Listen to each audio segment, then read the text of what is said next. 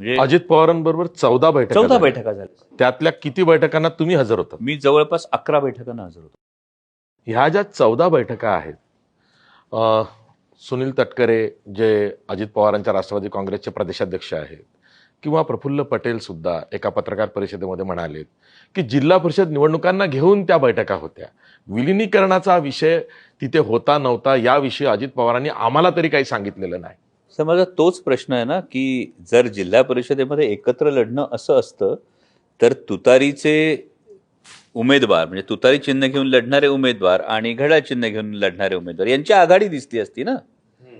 जशी तुम्हाला काही प्रमाणात पुणे आणि पिंपरी चिंचवड महानगरपालिकेत झाली होती, की मग तुम्हाला टप्पे दिसत आहेत स्पष्ट की पुणे आणि पिंपरी चिंचवड महानगरपालिकेच्या वेळी एक फॉर्म्युला वर्क केला जातो आणि त्यानंतर म्हणजे माझ्या लोकसभा मतदारसंघामध्ये 33 पैकी 30 उमेदवार हे घड्याळाच्या चिन्हावर लढलेत सर.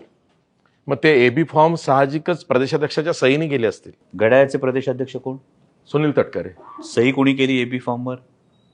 त्यांनीच केली असावी. त्यांना प्रश्न नाही पडला हा?